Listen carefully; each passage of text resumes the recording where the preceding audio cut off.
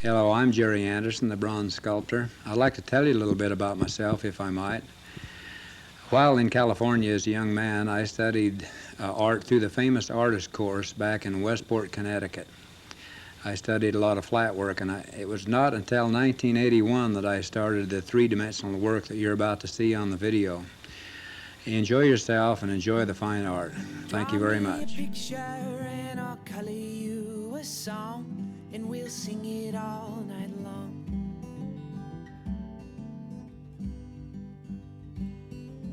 My wife, Fawn, bought a paint-by-number set, and she had the numbers and paint. This was back in 1953 or 54 after we were married. She liked it, but she couldn't keep it in the lines. So I says, hey, let me keep it in the lines. So I kept it in the lines and I painted it, and it just thrilled me to death because you could take that paint and make a painting out of it under somebody's jurisdiction. I was dabbling in art when I was 45 or 46. I had all the information in my brain, but I didn't know how to put it together. But what I like is color. I like the vivid color, and that's why most of my paintings are really vivid. I'm a sculptor, but I'm really not a painter, but I love to paint.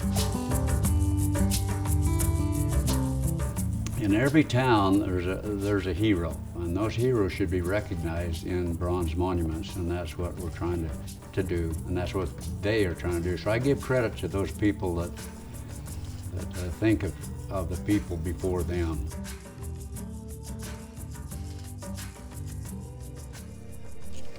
Wondering about what to talk about, and Harold said, well, listen, Jerry, I'll tell you what, you got 4 minutes to get up there and talk, and then you sit down and shut up. Well, okay, we'll go ahead with that outline then. 2 minutes are gone. 2 minutes are gone. I was thinking about the women that should be honored, and I do honor the women of the world, and that's the way I visualize the people of the world. The women never do quit working. They work 24 hours a day. And what I tried to do with the monument here is I wanted her to have her hands full. And then also I tried to think of her and her family coming out here from on the plains, and it shows her standing there and in kind of a prayer and yet crying, and then off in the background is the wagon train pulling out, and she has to leave that little infant on the prairie.